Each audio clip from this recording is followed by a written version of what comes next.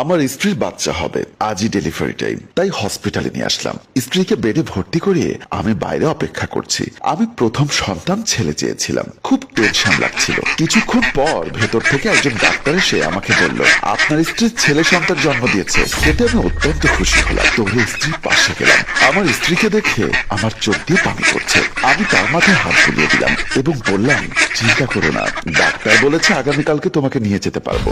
মাথা নেড়ে সম্মতি দিল। ঠিক আছে। পরদিন আমার স্ত্রীকে হুইল চেয়ারে বসালাম, বাড়িতে নিয়ে যাব।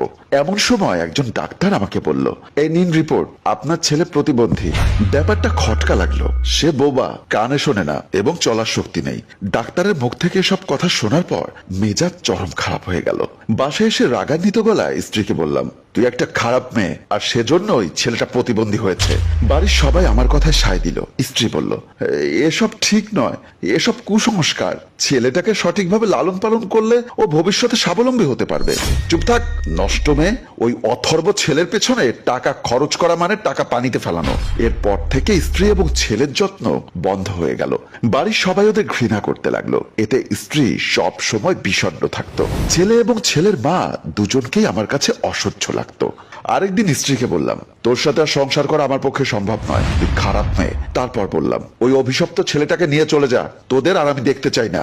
আমার স্ত্রী কেঁদে কেঁদে বলল, এখানে আমার দোষ কোথায়? উপরওয়ালা আমার ভাগ্যে যেটা লিখেছে ওটাই হয়েছে। আমি কোনো ভাগ্যকে বিশ্বাস করি না, সব দোষ তোর। বিয়ের আগে কোথায় কি না কি করেছিলি কে জানে, তাই তো পাপের ফল এখন আমার উপরে এসে পড়েছে।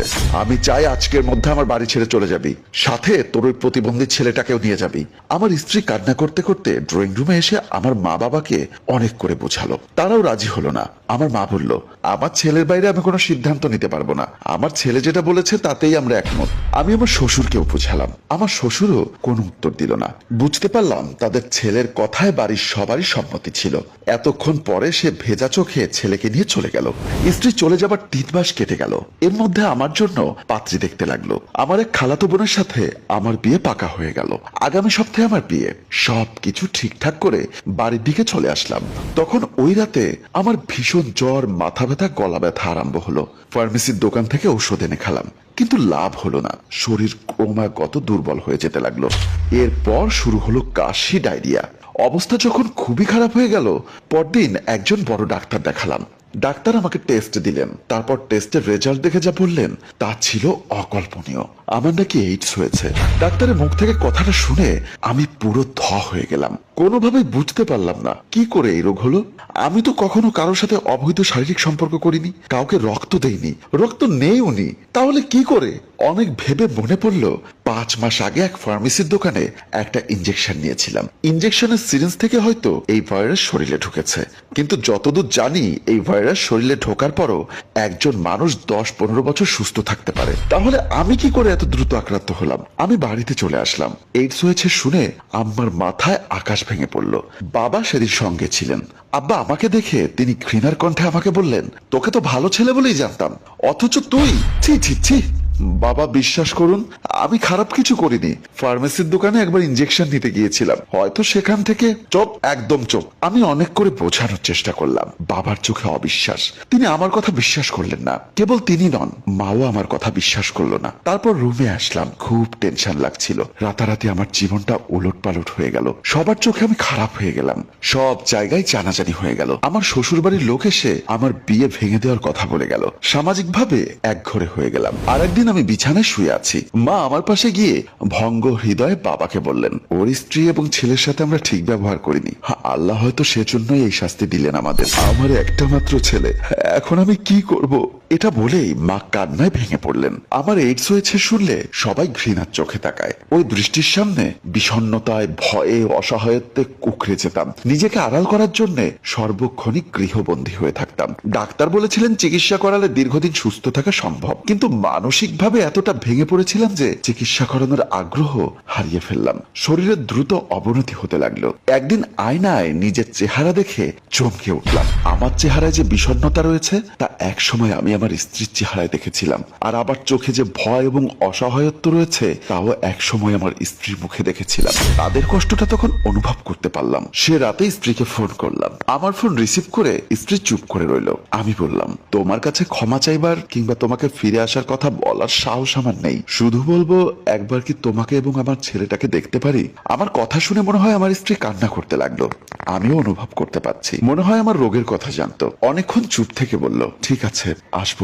আমি ফোনটা কেটে দিয়ে প্রচন্ড কান্নাকাটি করলাম। পরদিন আমার স্ত্রী 3 মাসের ছেলেকে কোলে নিয়ে এসেছিল।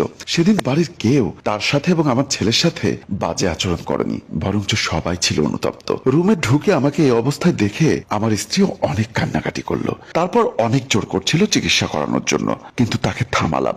বললাম, এই রোগ শরীরে নিয়ে বেঁচে থাকার ইচ্ছে আমার নেই। আমারও অন্তর ভেঙে কান্না আসছিল। অনেক কান্নাকাটি করার পর খানিক চুপ থেকে বললাম, ছেলেটাকে একবার কোলে নিতে পারি? সে ছেলেটিকে আমার কোলে তুলে দিল। ছেলে প্রতিবন্ধী জানার পর এই প্রথম ছেলেকে কোলে নিলাম। ছেলেকে কোলে নিতেই বুক ভেঙে কান্না আসতে লাগলো।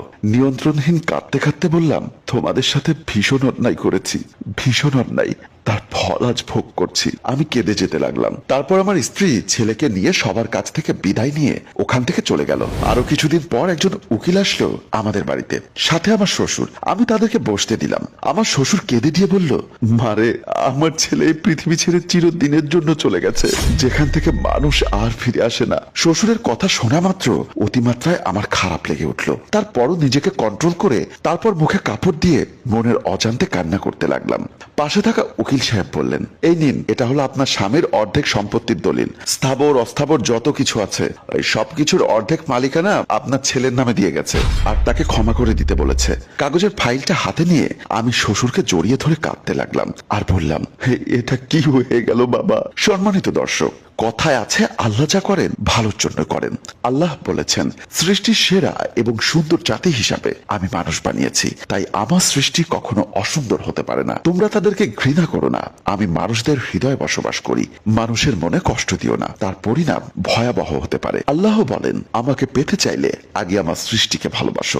গল্পটি ভাবনা ও প্রযোজনায় মঞ্জুর মোর্শেদ, পরিচালনায় রেজাউল কবির চৌধুরী, ক্যামেরায় রিপন ও ফয়সাল।